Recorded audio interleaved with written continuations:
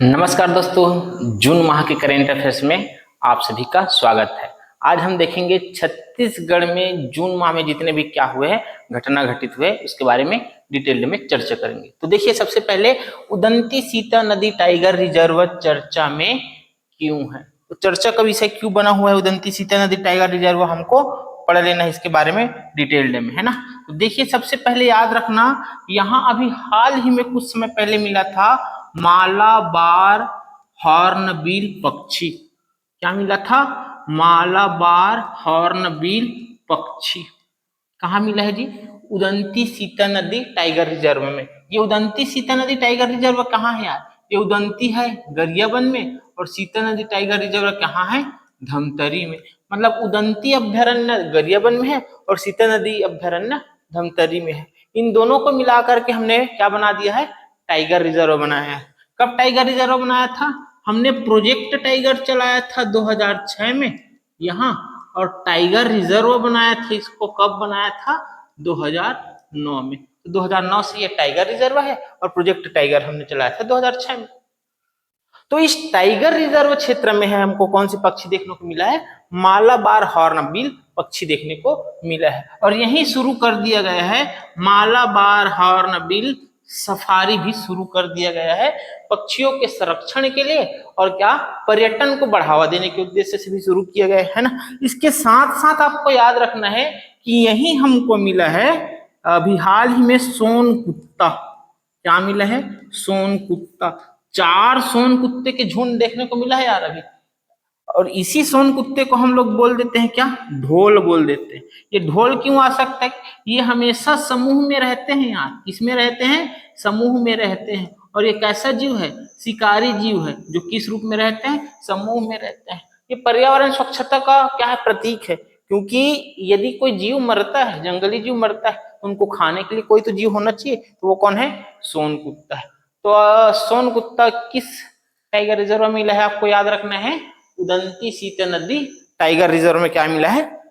सोन कुत्ता मिला है। इसके साथ साथ यदि आप लोग को याद रखना है, क्या हिमालयी कछुआ भी मिला है। क्या मिला है? हिमालयी कछुआ। हिमालयी कछुआ भी मिला है। याद रखना है यार, इससे क्वेश्चन पूछा जा रहा है कि कौन से क्षेत्र में कौन सा जीव मिला है, कौन सा टाइगर रिजर्व में कौन सा जीव मिला है, कौन सा अभ्यारण्य में कौन सा जीव है ना। तो आपको याद रखना है मालाबार हॉर्नबिल, उसके बाद याद रखना है सोन कुत्ता, उसके बाद याद रखना है हिमालयी कछुआ। इनके अलावा और याद रख लेना है आपको,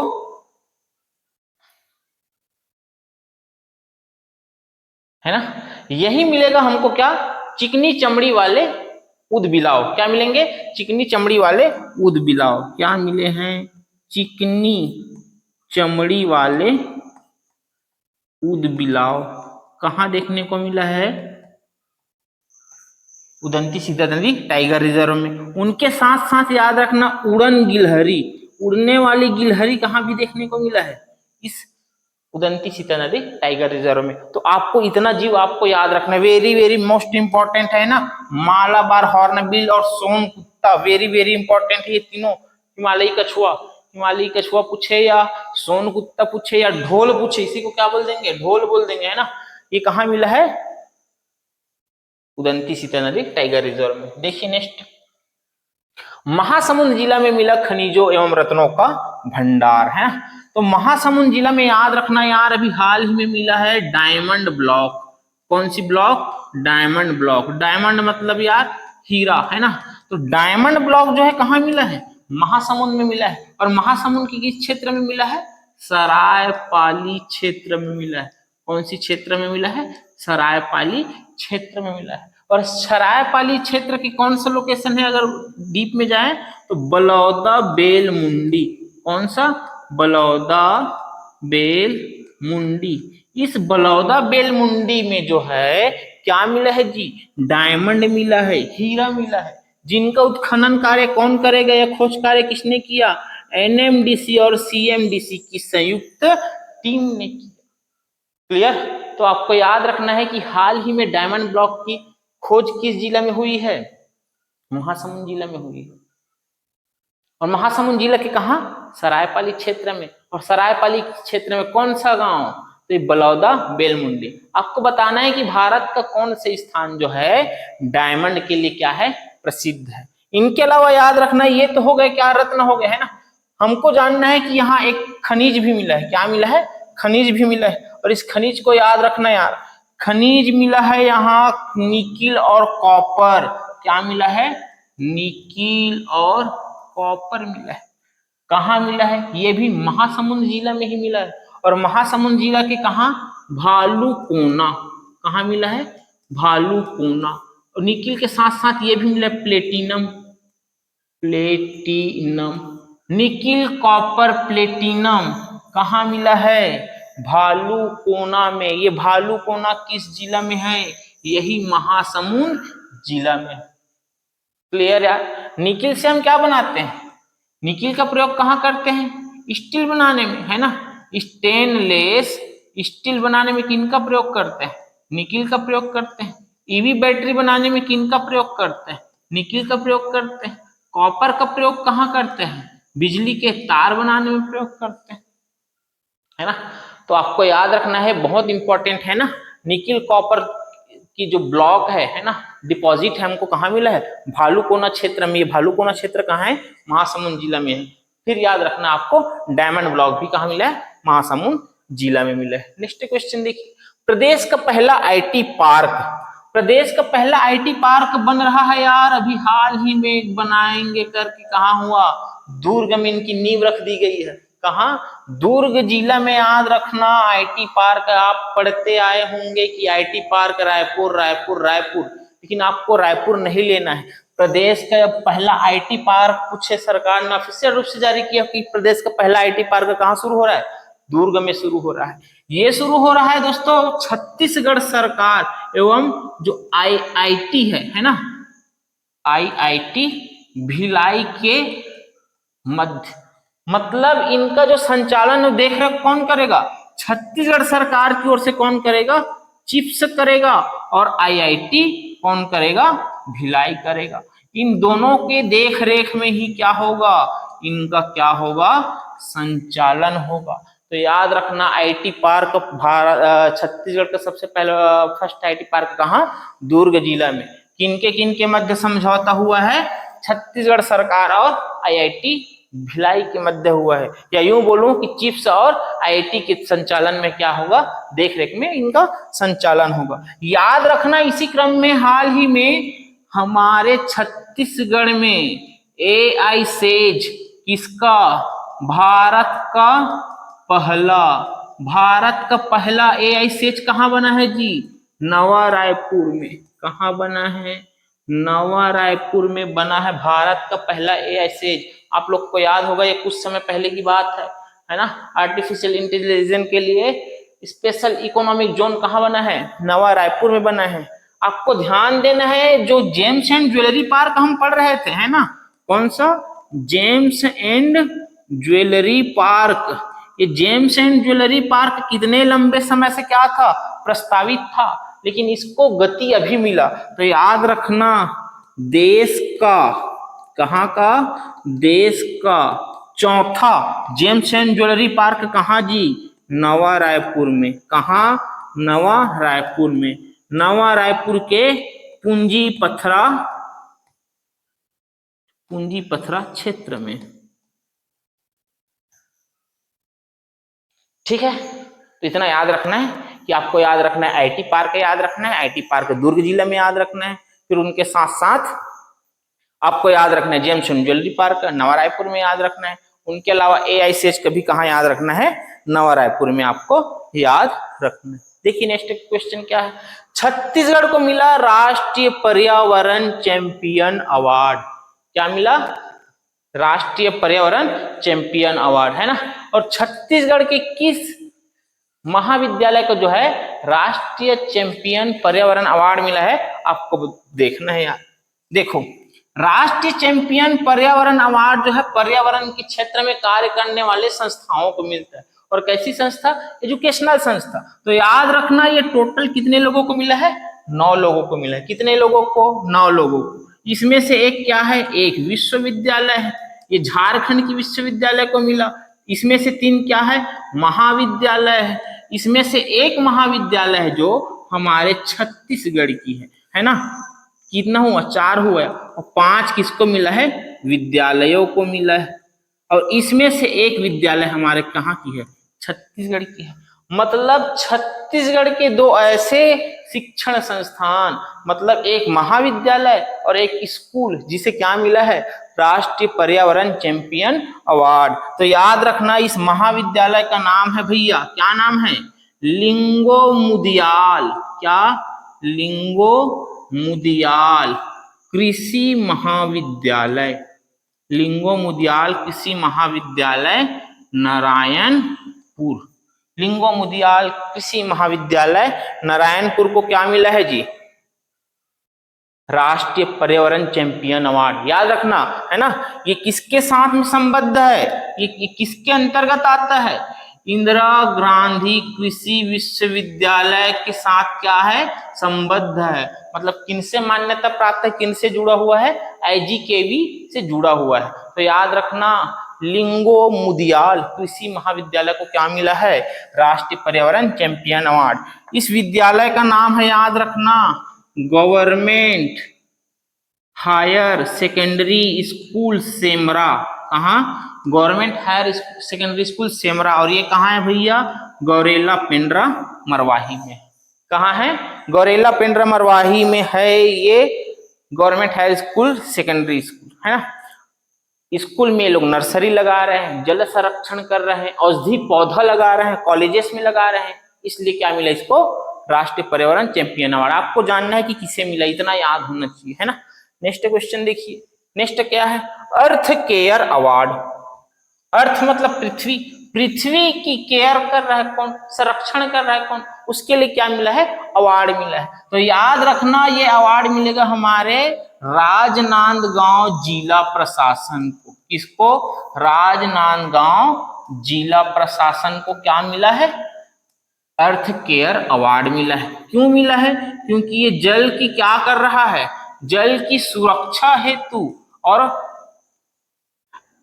कृषि कार्यों को प्रोत्साहित करने हेतु, कैसा कृषि, प्राकृतिक कृषि कार्य को प्रोत्साहित करने हेतु, जैविक कृषि को प्रोत्साहित करने हेतु और जल की सुरक्षा हेतु क्या मिला है इनको, अर्थ केयर अवार्ड। कौन सी जिला को मिला है जी, राजनांदगांव जिला को मिला है। आपको इतना याद रखना है, ठीक है। फिर हम चलते हैं पर्यावरण रत्न सम्मान।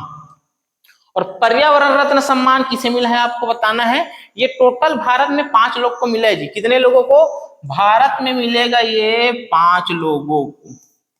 कितने लोगों को, 5 लोगों को। और इस 5 में से एक है हमारे कहाँ का, छत्तीसगढ़ का। और ये नाम हमको क्या होना चाहिए, अब याद होना चाहिए। और ये नाम है, याद रखना, अमिताभ दुबे। कौन है, अमिताभ दुबे। इस अमिताभ दुबे को जो है पर्यावरण रत्न सम्मान मिला है। याद रखना ये अमिताभ दुबे जो है ग्रीन आर्मी के क्या है, संस्थापक। ग्रीन आर्मी के संस्थापक, जो किस लिए काम करता है, पर्यावरण के संरक्षण के लिए काम करता है। ग्रीन आर्मी किसके लिए, पर्यावरण के लिए, है ना। नाम ये पर्यावरण रत्न सम्मान, तो पर्यावरण के संरक्षण के लिए काम कर रहा है, उसी पर्यावरण रत्न सम्मान मिलेगा। और उनका नाम है हमारे छत्तीसगढ़ में अमिताभ दुबे जी। इनके संगठन का नाम है क्या, ग्रीन आर्मी। तो इस ग्रीन आर्मी के संस्थापक अमिताभ दुबे जी को क्या मिला, पर्यावरण रत्न सम्मान मिला। देखिए, राष्ट्रीय कैनोइंग कयाकिंग चैंपियनशिप हमारे छत्तीसगढ़ में पहली बार हो रहा है जी। कौन हो रहा है, ये राष्ट्रीय कैनोइंग चैंपियनशिप। क्या है ये, एक वाटर स्पोर्ट्स गेम है। क्या है, वाटर स्पोर्ट्स गेम। कौन, ये राष्ट्रीय कैनोइंग कयाकिंग चैंपियनशिप छत्तीसगढ़ में, याद रखना, पहली बार हो रहा है। डेट पूछेगा कब से हो रहा है, तो 12 जून, 13 जून और 14 जून, मतलब कितने दिनों तक, 3 दिनों तक चलेगा। कहाँ चलेगा भैया, रायपुर में चलेगा। तो राष्ट्रीय कैनोइंग कयाकिंग चैंपियनशिप 2026 छत्तीसगढ़ में पहली बार हो रहा है। कहाँ हो रहा है? रायपुर में हो रहा है। कब हो रहा है? 12, 13, 14 जून को हो रहा है। कैसा गेम है ये? एक स्पोर्ट्स गेम है। याद रखना, इसमें जो फर्स्ट आया है इस खेल में वो है एमपी। कौन है? एमपी। सेकेंड स्थान पे रहा केरल, और थर्ड स्थान पे रहा हमारा पड़ोसी राज्य उड़ीसा। तो हम लोग क्या घास चरने गए थे? हमारा खेल या खिलाड़ी ने भाग लिया यार, याद रखना 45 खिलाड़ी। कितने खिलाड़ी? छत्तीसगढ़ की ओर से 45 खिलाड़ियों ने भाग लिया, और ससुरे ये लोग जीतेंगे 9 मेडल। कितने मेडल? 9 मेडल। अरे याद हुआ? छत्तीसगढ़ की ओर से 45 खिलाड़ी जाएंगे खेलने, और कितने मेडल जीत के आ जाएंगे? 9 मेडल जीतेंगे। याद रखना, इस 9 में से जी, कितने में से? इस 9 में से, है ना, 9 में से 3 क्या है?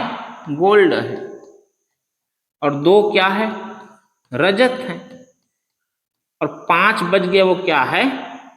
कांस्य है। 5 क्या है? कांस्य है ना। तो याद रखना, छत्तीसगढ़ को टोटल 9 मेडल मिला, और 9 मेडल में 3 गोल्ड, 2 रजत, और 5 क्या है? कांस्य। फर्स्ट स्थान पे रहा एमपी, सेकेंड पे रहा केरला, थर्ड पे रहा उड़ीसा। कहाँ हुआ? रायपुर में। कब हुआ? 12, 13, 14 जून को हुआ। क्लियर? पहली बार हो रहा है, इसलिए हमको याद रखना है। देखो नेक्स्ट क्या है?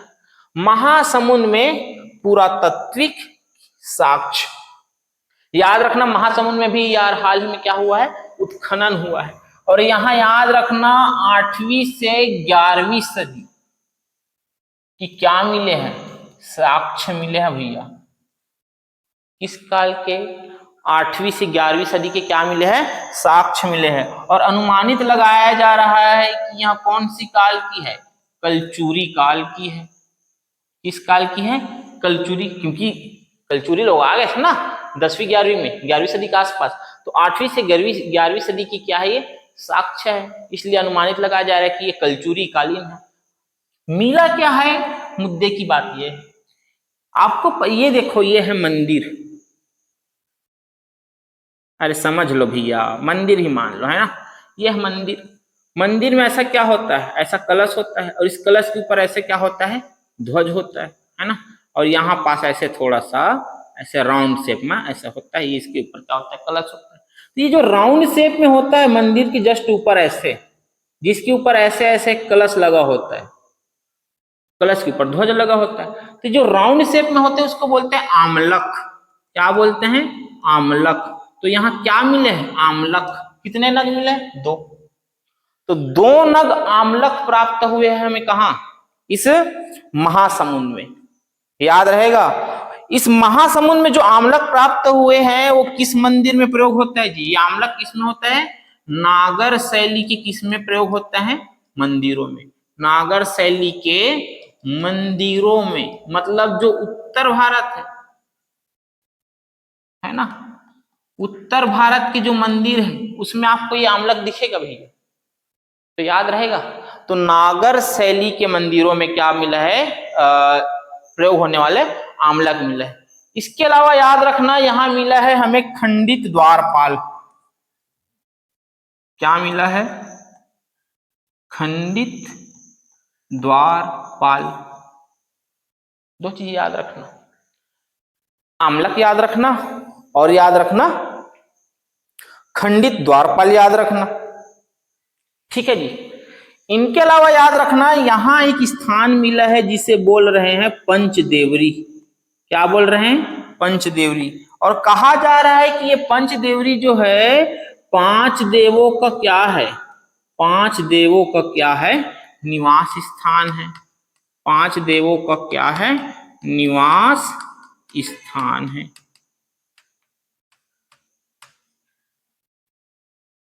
पंचदेवरी कहाँ मिला है? इस महासमुंद में। एक चीज याद रखना, ये महासमुंद के हम कहाँ खोज कर रहे हैं? बम्हनी गांव में। ये सब खुदाई कहाँ चल रहा है? बम्हनी गांव में चल रहा है ये खुदाई कार्य, है ना। महासमुंद जिला के बम्हनी गांव में 8वीं से 11वीं सदी के, मतलब कलचुरी काल के क्या मिले? साक्ष्य मिले हैं। उस साक्ष्यों में क्या मिला है हमें जी? ये आमलक मिल है, विशेष रूप से याद रखना आमलक नागर शैली में प्रयोग होता है, ऊपर में लगता है कलश के नीचे, वो है आमलक। उसके अलावा जो खंडित द्वारपाल मिला है, जो गेट के बाहर खड़े रहते हैं वो द्वारपाल है ना। उसके बाद पंचदेवरी की स्थान मिला है जहां 5 मूर्तियां मिले है ना। इस 5 मूर्ति वाले स्थान को क्या बोल रहे हैं लोग? पंचदेवरी बोल रहे हैं। देखो क्या है पंचदेवरी, यहाँ 5 भगवान मिला है। एक का नाम है याद रखना माँ महामाया, क्या है? महामाया है ना। और एक का नाम है याद रखना महामाया माता के साथ साथ बमनेश्वर महादेव, बमनेश्वर महादेव। एक का नाम है पंचदेवरी, एक का नाम है चिरई हगरा, चिरई हगरा। क्लियर जी? एक का नाम है चिरई हगरा, एक का नाम है जराही बराही, जराही बराही, जराही बराही है ना। तो जो पंचदेवरी नामक स्थान मिला है उसमें याद रखना एक का नाम है माँ महामाया, बमनेश्वर महादेव, चिरई हगरा, जराही बराही और पंचदेव। तो याद रखना महासमुंद के बमनी गांव में उत्खनन से हमें आमलक मिला है, खंडित द्वारपाल मिला है और ये पंचदेवरी नामक क्या मिला है? स्थान मिला है। याद रखना कहा जाता है कि इस क्षेत्र में, कौन सा? इस मंदिर वाले क्षेत्र में लोरिक और चंदा जो प्रेमी प्रेमिका थे ना, इस मंदिर क्षेत्र में क्या करते थे? इसके छिपने की किंवदंत क्या है? प्रचलित है ना। इसके छिपने की किंवदंती क्या है जी? प्रचलित है। किसके छिपने की? लोरिक और चंदा के छिपने की किंवदंती क्या है? यहाँ प्रचलित है। क्लियर भैया? तो इतना आपको याद रखना है। इनके अलावा और याद रखना महासमुंद में कुछ और साक्ष्य फिलहाल मिले हैं जी, और खुदाई हुआ है और यही मिलेगा हमको स्कंद पुराण में वर्णित, स्कंद पुराण में वर्णित क्या? पंचकोशी स्थल या पंचकोशी यात्रा। कहाँ मिला है? ये भी महासमुंद जिला में मिला है। कहाँ मिला है? महासमुंद जिला में मिला है। और इसी क्रम में हमें यहाँ साक्ष्य मिलता है भगवान शिव का। ये सब हम महासमुंद जिला में देख रहे हैं ना, महासमुंद में अभी खुदाई कार्य चल रहा है। वो महासमुंद के बमनी गांव में है, इसको याद रखना। महासमुंद में याद रखना, पर्टिकुलर महासमुंद में। तो महासमुंद में याद रखना स्कंद पुराण में वर्णित पंचकोशी यात्रा के क्या मिले हैं? साक्ष्य मिले हैं, जिसमें भगवान शिव की क्या है? मूर्ति है। माता पार्वती की क्या है? मूर्ति है। इसके पुत्र कौन है? गणेश की मूर्ति है। इसके भाई कौन? कार्तिकेय की मूर्ति है। इन सब की मूर्ति किस रूप में है? बलुआ पत्थर से बना हुआ मूर्ति है। तो इन सब का बलुआ पत्थर निर्मित मूर्ति कहाँ मिला है? महासमुंद में मिला है। क्लियर जी? तो पंचकोशी यात्रा के रूप में वर्णित क्षेत्र के रूप में इन सबको याद रखना है। आपको इतना याद रखना है। देखिए नेक्स्ट फिर क्या है? सीसीपीएल है ना। सीसीपीएल याद रखना छत्तीसगढ़ क्रिकेट प्रीमियर लीग। कब से कब तक होगा जी? 3 जून से 14 जून तक चलेगा ये मैच सीसीपीएल। टोटल 18 मैच होगा। कितना मैच? 18 मैच। कितना टीम पार्टिसिपेट करेंगे? 6 टीम क्या करेंगे? पार्टिसिपेट करेंगे। 6 टीम खेलेंगे। तो 6 टीम खेलेंगे, 18 मैच खेलेंगे, 3 से 14 जून तक खेलेंगे। कौन कौन है ये 6 मैच भाई टीम है भैया? देखो पहला रायपुर है ना, रायपुर राइनोज।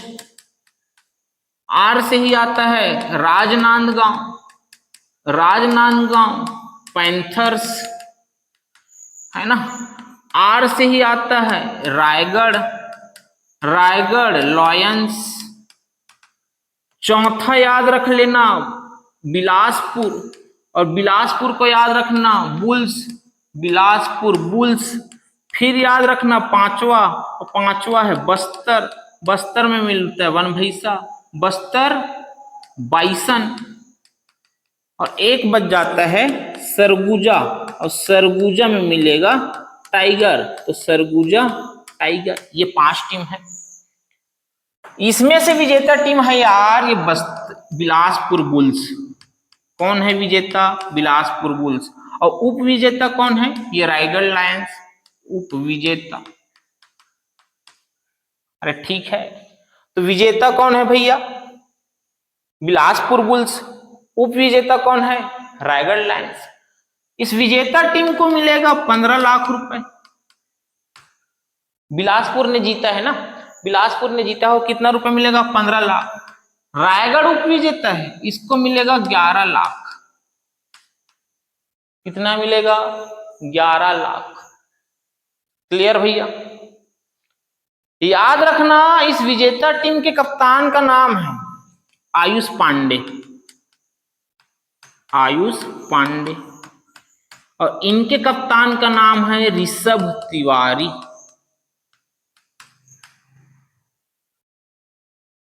तो बिलासपुर ने मैच को जीत लिया, 15 लाख रुपए इनाम मिला, और इनके कप्तान का नाम है आयुष पांडे।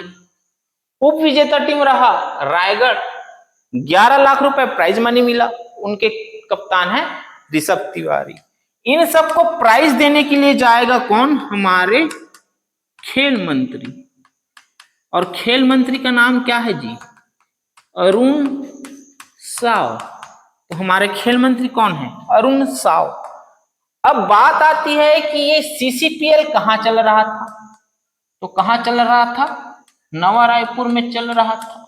नया रायपुर के कहां? शहीद वीर नारायण सिंह क्रिकेट स्टेडियम में, नवा रायपुर परसदा। क्लियर?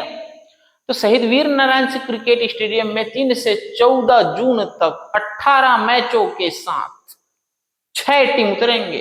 फाइनल लेके जाएगा ये बिलासपुर बुल्स। कप्तान रहेंगे आयुष पांडे, 15 लाख जीत जाएंगे। उप विजेता बन जाएंगे रायगढ़ लायंस, 11 लाख रुपए जीत जाएंगे। कप्तान रहेगा ऋषभ तिवारी। प्राइज देने जाएगा कौन? ये अरुण साव। इतना आपको याद रखना है। नेक्स्ट क्वेश्चन देखिए, महक नरवासे। अब ये महक नरवासे कौन है ना? तो महक नरवासे को याद रखना, ये छत्तीसगढ़ की क्या है? ये महिला क्रिकेटर। कौन है? महिला क्रिकेटर, जिनका जो है चुनाव कहां हुआ है? भारतीय टीम में हुआ है। कहां हुआ है? भारतीय टीम में। और भारतीय टीम के कौन सी टीम? अंडर 19 में हुआ है। तो अंडर 19 भारतीय टीम, महिला है ना ये, तो भारतीय महिला टीम में हुआ है। तो भारतीय महिला टीम के अंडर 19 में किनका चयन हुआ है? महक नरवासे का। एक खास बात याद रखना, एक केवल एक खिलाड़ी के रूप में चयन नहीं हुआ है, इसे क्या बनाया गया है? उप कप्तान बनाया गया है। भारतीय महिला क्रिकेट टीम अंडर 19 की उप कप्तान कौन? ये महक नरवासे। महक नरवासे का संबंध किस खेल से? क्रिकेट खेल से। ये क्रिकेटर है, याद रखना ये बॉलिंग ऑलराउंडर है ना? बॉलिंग ऑलराउंडर है, बॉलिंग ऑलराउंडर है। याद रखना जी ये राजनांदगांव जिला से बिलोंग करता है। कौन सी जिला में रहने वाली है ये? राजनांदगांव जिला। तो महक नरवासे को याद रखना, ये राजनांदगांव की है, ये क्रिकेटर है, महिला क्रिकेटर है, जिनका चयन भारतीय अंडर 19 टीम में हुआ है और उप कप्तान के रूप में हुआ है। क्लियर? ये बॉलिंग ऑलराउंडर है। नेक्स्ट देखो, जसपुर जिला में पहली बार रेल नेटवर्क। याद रखना यार, जसपुर जिला में अभी तक रेल नेटवर्क नहीं पहुंचा है।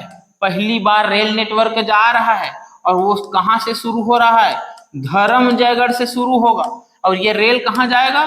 पत्थलगांव। ये पत्थलगांव कहां है ससुरे? यही है जसपुर, है ना? तो ये धर्मजयगढ़ कहां है? रायगढ़ में। रायगढ़ के ऊपर में है जसपुर, और जसपुर में है पत्थलगांव। तो धर्मजयगढ़ तू पत्थलगांव तू लोहरदगा। और ये लोहरदगा कहाँ है? झारखंड में है ना। हम जसपुर से कहाँ चले जाएंगे? झारखंड में।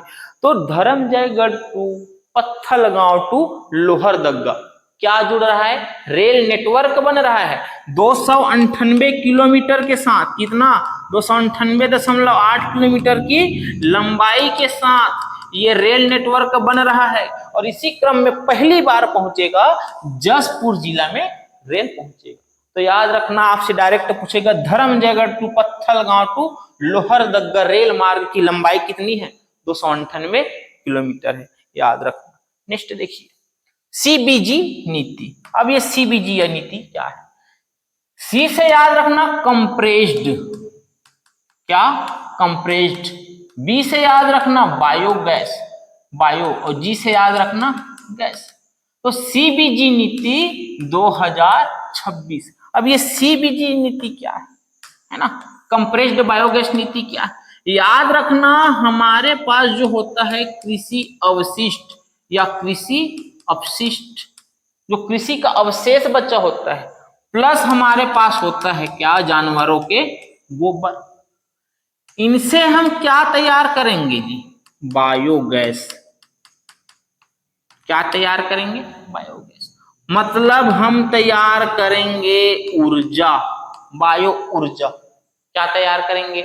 बायो ऊर्जा। और बायो ऊर्जा मतलब ये हो जाएगा कैसी ऊर्जा? ग्रीन ऊर्जा।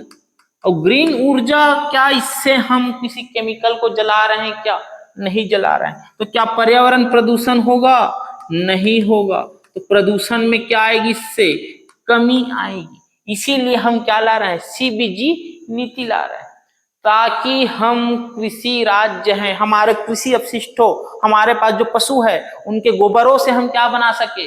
गैस बना सके। और गैस बना के उनको ऊर्जा में क्या कर सके? हम कन्वर्ट कर सके। और बाद में जो अपशिष्ट बचेगा उसको खाद के रूप में, कंपोस्ट खाद के रूप में भी यूज कर सकते। इसीलिए छत्तीसगढ़ सरकार ने लाया सीबीजी नीति, ताकि क्या किया जा सके जी? किसानों की आय में वृद्धि किया जा सके। क्योंकि कृषि अपशिष्ट तो ऐसी जला देते हैं, जला देते हैं, जिससे मृदा भी खराब होती है और अपशिष्ट भी खराब होता है। ताकि बायोगैस में उसको कन्वर्ट किया जा सके और ग्रीन एनर्जी बनाया जा सके, ताकि प्रदूषण की क्या किया जा सके? समस्या से निजात पाया जा सके। याद रखना, इस सीबीजी नीति के तहत छत्तीसगढ़ सरकार ने 8 प्लांट बनाने का क्या किया है जी? घोषणा किया है। कितने प्लांट? 8 प्लांट बनाएंगे। सबसे पहले याद रखना, आपको पकड़ना है, आप आ रहे हैं नागपुर से। कहां से? नागपुर से। नागपुर से आएंगे तो कहां जाएंगे? राजनांदगांव। राजनांदगांव के बाद कहां? दुर्ग भिलाई। दुर्ग भिलाई के बाद कहां जाना है? रायपुर जाना है। कहां? रायपुर। ट्रेन से जा रहे हैं ना। और रायपुर के बाद हम चले जाएंगे जी बिलासपुर। बिलासपुर के बाद कहां चले जाएंगे? कोरबा, है ना। कोरबा के बाद हमको चले जाना है अंबिकापुर। अंबिकापुर। अंबिकापुर के बाद आपको आ जाना है रायगढ़। और रायगढ़ के बाद 8वां आ जाना है धमतरी। ठीक है, ये दिखाई दे रहा है कि नहीं दे रहा है? ये रायगढ़ और 8वां है ये धमतरी। 8 जगहों पर क्या सीबीजी क्या स्थापित करेंगे? हम प्लांट जो है स्थापित करने वाले हैं भैया। याद रखना, 8 जगहों पे सीबीजी प्लांट स्थापित किया जाएगा। ठीक है, इसकी नोडल एजेंसी याद रखना सीबीडीए। क्या है इनकी nodal agency? Nodal agency. Nodal agency मतलब किनके देखरेख में होगा? सीबीडीए। सीबीडीए का फुल फॉर्म क्या है? Chhattisgarh biofuel development authority. Chhattisgarh biofuel development authority के नेतृत्व में 8 प्लांट स्थापित इन जिलों में किया जाएगा। याद रखना, इनकी क्षमता होने वाली है यार, इनकी क्षमता 1.65 मीट्रिक लाख टन से 5 लाख मीट्रिक टन तक क्या होने वाले इनकी क्षमता रहने वाली। आपको इतना याद रखना है। देखते हैं नेक्स्ट, पीपल फॉर पीपल। अब क्या है पीपल फॉर पीपल? एक पीपल मतलब होता है वृक्ष और एक पीपल मतलब होता है लोग, है ना। तो लोगों के लिए क्या? पीपल, ऐसा समझ सकते हो। तो याद रखना ये एक ऐसा मुहिम है जिसमें हमको क्या करना है, वृक्षारोपण करना है। एक ऐसा मुहिम है, आपसे पूछे तो याद रखना वृक्षारोपण करने वाला मुहिम है। किसके तहत संचालित हो रहा है, किसके अंतर्गत संचालित हो रहा है, तो याद रखना एक पेड़ माँ के नाम, एक पेड़ माँ के नाम। इसके अंतर्गत हम छत्तीसगढ़ में क्या कर रहे हैं, पीपल वृक्ष की क्या कर रहे हैं, पीपल वृक्ष की वृक्षारोपण कर रहे हैं। और पीपल वृक्ष की वृक्षारोपण क्यों कर रहे हैं भैया, क्योंकि कहा जाता है वैज्ञानिकों द्वारा कि ये क्या करता है, ये 24 घंटा क्या देता है भैया, ऑक्सीजन देता है। क्या देता है, 24 घंटा क्या देगा, ऑक्सीजन देगा।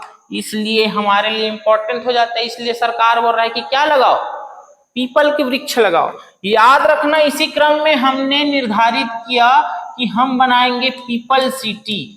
क्या बनाएंगे, पीपल सिटी। क्या बनाना है हमें, पीपल सिटी बनाना है। और पीपल सिटी बना देंगे हम अपनी राजधानी रायपुर को। तो रायपुर को हम क्या बनाएंगे, पीपल सिटी। हम बनाएंगे पीपल डिस्ट्रिक्ट, मतलब पीपल जिला। और पीपल जिला बनाएंगे किसे, रायगढ़ को। तो रायगढ़ को हम बनाने वाले हैं पीपल डिस्ट्रिक्ट और रायपुर को बनाने वाले हैं पीपल सिटी। किस योजना के तहत, अभियान के तहत चलाया जा रहा है, एक पेड़ माँ के नाम के तहत इस स्कीम को चलाया जा रहा है और वृक्षारोपण किया जा रहा है मुख्य रूप से किसका, पीपल के वृक्षों का। क्यों, क्योंकि ये 24 घंटे क्या देता है, ऑक्सीजन देता है। ये याद रखना, ये 2024 में क्या हुआ था, इनकी शुरुआत हुई थी, है ना, एक पेड़ माँ के नाम वाला। आगे देखो, संगीत नाटक अकादमी पुरस्कार, बहुत इंपॉर्टेंट, भयंकर टाइप का। संगीत नाटक अकादमी पुरस्कार, कि संगीत नाटक अकादमी पुरस्कार जो है किसे मिला हमको जानना है। याद रखना हमारे छत्तीसगढ़ में एक व्यक्ति है बस्तर संभाग में, जिसका नाम है अनूप रंजन पांडे। इस अनूप रंजन पांडे को मिला हाल ही में क्या, संगीत नाटक अकादमी पुरस्कार। ये कौन है अनूप रंजन पांडे जी, एक रंगकर्मी है। क्या है, रंगकर्मी। क्या है, एक लोक कलाकार है। कौन है ये, लोक कलाकार, वाद्य यंत्र बजाता है। इनके ग्रुप का नाम क्या है, बस्तर बैंड के क्या है ये, संयोजक है। बस्तर बैंड के क्या है, संयोजक। कौन, ये अनूप रंजन पांडे। हमारे छत्तीसगढ़ के अनूप रंजन पांडे को हाल ही में संगीत नाटक अकादमी पुरस्कार से नवाजा गया। और ये अनूप रंजन पांडे बस्तर बैंड के क्या है, संयोजक है। इस बस्तर बैंड में याद रखना 70 प्रकार के क्या बजाए जाते हैं, वाद्य यंत्र।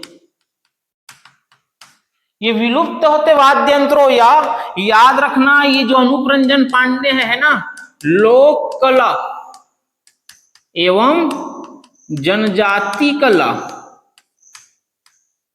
को कहां, राष्ट्रीय एवं अंतरराष्ट्रीय मंच में क्या दिलाई, प्रसिद्धि दिलाई। इसलिए इसको संगीत नाटक अकादमी पुरस्कार से नवाजा जा रहा है। क्लियर, तो याद रखना ये हमारे छत्तीसगढ़ के लोक कलाकार है, जनजाति कलाकार है ना, रंगकर्मी है, बस्तर बैंड के संयोजक। इनके साथ साथ याद रखना कि इस अनूप रंजन पांडे को 2019 में भारत सरकार द्वारा पद्मश्री से भी क्या किया गया था, नवाजा गया था। ठीक है, ये भी इंपॉर्टेंट हो जाता है बहुत ज्यादा कि इसको पद्मश्री से कब नवाजा गया था। तो कब नवाजा गया था, 2019 में नवाजा गया था। देखते हैं नेक्स्ट क्या है फिर, संगीत नाटक अकादमी फेलोशिप। तो संगीत नाटक अकादमी फेलोशिप याद रखना यार, ये मिला है रामलाल बरेठ। किसे मिला है, रामलाल बरेठ। क्लियर जी,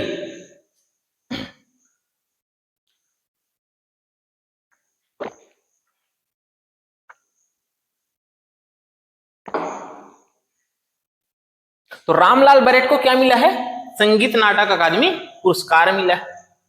ये रामलाल बरेट कौन है? इस रामलाल बरेट को याद रखना, ये है कथक का क्या नर्तक, कथक डांसर, कथक नर्तक है ये। कौन? रामलाल बरेट। कहाँ के रहने वाले हैं? रायगढ़ घराना के रहने वाले है ना। कार्तिक राम के क्या है? सुपुत्र जी, रामलाल बरेट जी।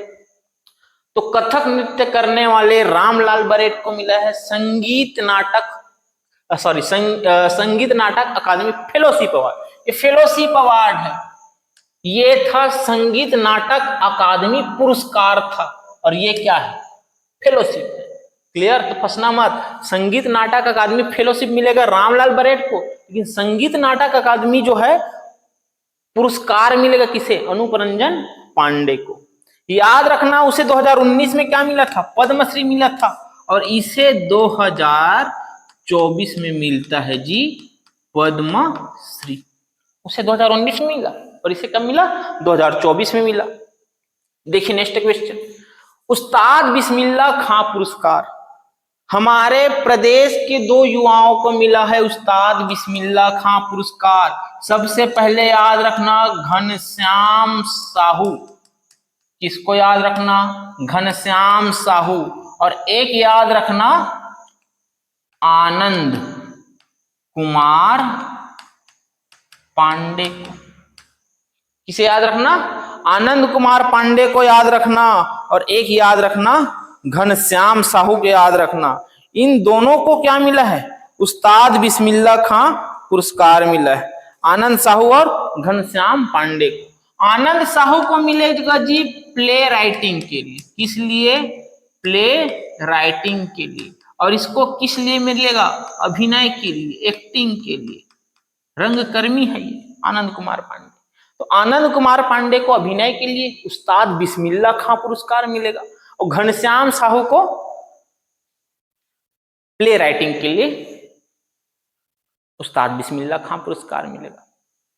आपको कमेंट के माध्यम से बताना है कि हमारे छत्तीसगढ़ के और किन विभूतियों को उस्ताद बिस्मिल्लाह खां पुरस्कार मिला है, संगीत नाटक अकादमी फेलोशिप प्राप्त हुआ है, और संगीत नाटक अकादमी पुरस्कार प्राप्त हुआ है।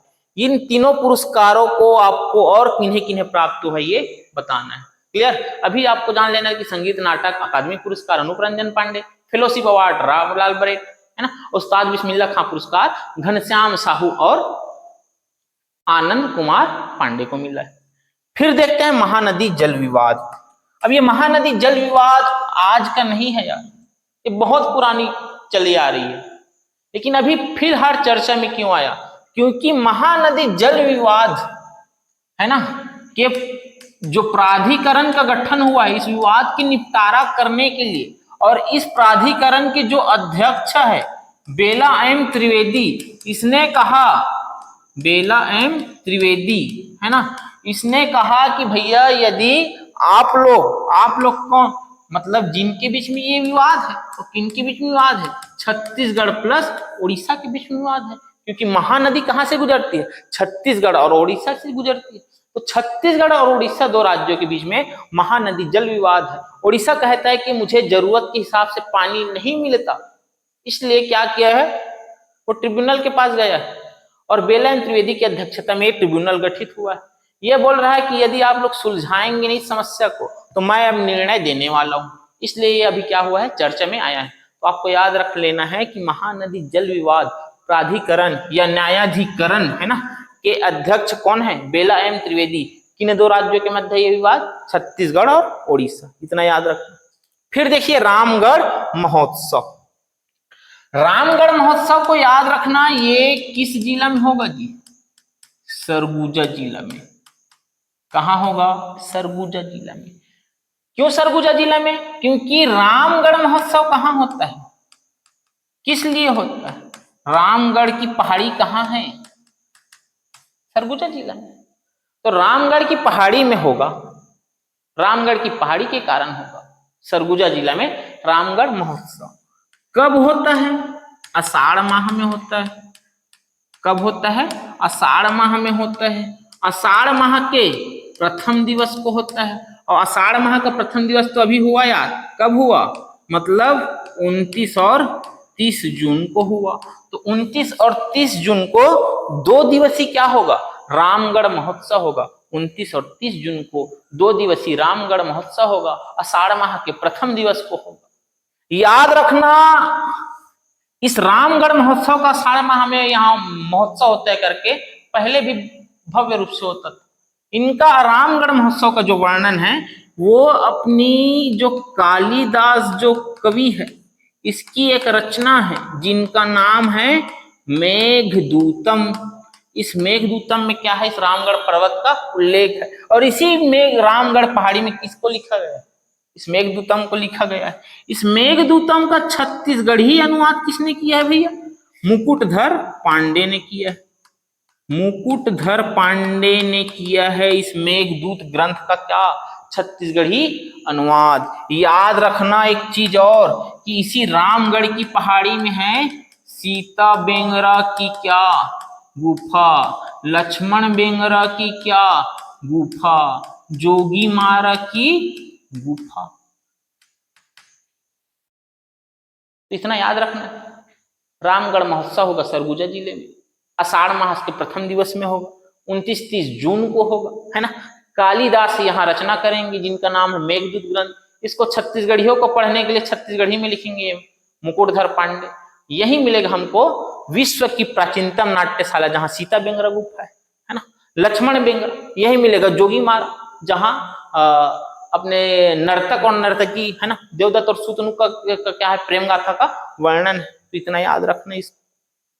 नेक्स्ट देखिए, छत्तीसगढ़ का पहला स्पोर्ट्स साइंस सेंटर कहाँ स्थापित हो रहा है, आपको ध्यान देना है। तो ये बन रहा है यार बहतराई बिलासपुर। ये बहतराई कहाँ है, बिलासपुर में है। तो बहतराई बिलासपुर में बनेगा छत्तीसगढ़ का पहला स्पोर्ट्स साइंस सेंटर। तो यहाँ स्पोर्ट्स साइंस सेंटर ये क्या है, यहाँ जो प्रतिभागी है या खिलाड़ी है ना, उनका प्रशिक्षण, क्या प्रशिक्षण, उनका क्या मूल्यांकन किस रूप में होगा, वैज्ञानिक तरीके से होगा, वैज्ञानिक तरीके से होगा। मूल्यांकन के लिए क्या रहेंगे वहां, आधुनिक उपकरण रहेंगे, आधुनिक उपकरण रहेंगे, एआई रहेगा, आर्टिफिशियल इंटेलिजेंस विश्लेषण होगा। समझ में आ रहा है। जो छत्तीसगढ़ का पहला स्पोर्ट्स साइंस सेंटर है वो बिलासपुर में बनाया जा रहा है, बिलासपुर के बहतराई में बनाया जा रहा है। क्यों बनाया जा रहा है, क्योंकि हमें खिलाड़ियों को क्या देना, अच्छे से प्रशिक्षण देना है, वैज्ञानिक तरीके से प्रशिक्षण देना है, वैज्ञानिक तरीके से उनका मूल्यांकन करना है। वैज्ञानिक तरीका क्या है, जो वर्तमान में जो आधुनिक उपकरण है एआई है, यही तो आधुनिक वैज्ञानिक प्रक्रिया है, वैज्ञानिक तरीके है ना, ताकि हम क्या कर सके यार, राष्ट्रीय एवं अंतरराष्ट्रीय स्तर के प्रतिभागी क्या कर सके, तैयार कर सके। हमारा यही उद्देश्य है ना कि हम राष्ट्रीय और अंतरराष्ट्रीय स्तर में छत्तीसगढ़ के कुछ खिलाड़ियों को भेज सके, खेल में छत्तीसगढ़ का योगदान स्थापित कर सके। इसलिए हम स्थापित कर रहे हैं छत्तीसगढ़ का पहला स्पोर्ट्स साइंस सेंटर या राज्य खेल प्रशिक्षण केंद्र। इसी को क्या बोल देंगे, राज्य खेल प्रशिक्षण केंद्र। क्लियर, कहां, बिलासपुर में। सीएम हेल्पलाइन नंबर याद रखना 1076 जो है 1076, यही नंबर कौन सी है, सीएम हेल्पलाइन क्या है, नंबर है। तो सीएम हेल्पलाइन नंबर 1076 क्यों किया गया है, योजनाओं में क्या लाने के लिए, पारदर्शिता लाने के लिए। यदि आपको कुछ योजनाओं का लाभ नहीं मिल पा रहा है तब आप जो है इस नंबर पर क्या कर सकते हैं भैया, कार्य कर सकते हैं, शिकायत कर सकते हैं और त्वरित क्या होगा, शिकायत का त्वरित क्या होगा, शिकायत निवारण होगा। क्लियर। पूनाराम ठाकरे प्रथम कॉलर, जिसके साथ सीएम ने क्या किया, वार्ता की। कौन है, सीएम ने क्या की, वार्ता की, वो पूनाराम ठाकरे है ना। तो पूनाराम ठाकरे से पहली कॉल में बात किया सीएम ने, किस नंबर के तहत, 1076-1076 के तहत। यदि आपको कुछ समस्या है, आपका काम नहीं हो पा रहा है, तो इस नंबर पे कॉल करो, भैया मुझे जल्दी समाधान चाहिए, मेरा समाधान निकालो, यह करके। तो 1076, ठीक है। देखिए, एकीकृत आजीविका कार्यक्रम। अब ये एकीकृत आजीविका कार्यक्रम क्या है, आजीविका गुजारा चलाना है ना। तो एकीकृत मतलब बहुत सारे चीजों को एक साथ जोड़ देना, इंटीग्रेटेड है ना। और बहुत सारे चीजों को कैसे जोड़ना, मुख्य रूप से ये चलाया जा रहा है बस्तर संभाग के लिए। किसके लिए, बस्तर संभाग। और बस्तर संभाग के साथ एक जिला जुड़ जाता है, मोहला मानपुर अंबागढ़ चौकी। क्लियर जी। लेकिन बस्तर संभाग के याद रखना, पूरे 7 के साथ नहीं, कितने जिले, 6 जिले। कितने जिले, 6 जिले। और एक मोहला मानपुर अंबागढ़ चौकी। मतलब कितना जिलों में चलाया जाएगा, 7 जिले में चलाए जाएंगे। कौन, ये एकीकृत आजीविका कार्यक्रम। तो बस्तर संभाग में तो 7 जिला है, तो हमने बोला 6 जिला। तो कौन जिला नहीं है, कौन सा जिला नहीं है, कोंडागांव। तो कोंडागांव को छोड़कर, अरे ठीक है जी, तो कोंडागांव को छोड़कर बस्तर के अन्य 6 जिलों के साथ, मोहला मानपुर अंबागढ़ चौकी के साथ 7 जिलों में एकीकृत आजीविका कार्यक्रम चलाया जाएगा। और इस कार्यक्रम के तहत कैसी, कृषि है ना, कृषि एवं संबद्ध सेवाओं का क्या किया जाएगा, विकास किया जाएगा। और कृषि एवं संबद्ध सेवा कहने का तात्पर्य क्या है, तो कृषि तो आप लोग को पता है, इनके साथ में और क्या संबद्ध हो सकते हैं कृषि के साथ में। आप लोग पढ़ते हैं, क्या पढ़ते हैं कि मत्स्य पालन, पशुपालन, बकरी पालन, कुक्कुट पालन, सुकर पालन, इन सब को क्या करेगा, प्रोत्साहित करेगा। इन सब के लिए क्या निर्माण करेगा, अधोसंरचना का क्या करेगा, निर्माण करेगा। क्लियर जी। साथ ही साथ क्या इस निर्माण करेगा, प्रोसेसिंग सेंटर बनाएगा, है ना। क्या बनाएंगे, प्रोसेसिंग सेंटर बनाएंगे। तो याद रखना कि किसानों की, इन सबसे क्या बढ़ेगा, किसानों की आय बढ़ेगा। तो किसानों की आय को बढ़ाने के लिए बस्तर के 6 जिला और मोहला मानपुर अंबागढ़ चौकी को मिलाकर 7 जिलों में एकीकृत आजीविका कार्यक्रम 2026 जो है चलाया जा रहा है। उद्देश्य क्या है, किसानों की आय को बढ़ाना। उद्देश्य क्या है, उद्देश्य है किसानों की आय को बढ़ाना। उद्देश्य क्या है हमारा, किसानों की आय को बढ़ाना। तो इतना याद रहेगा भैया।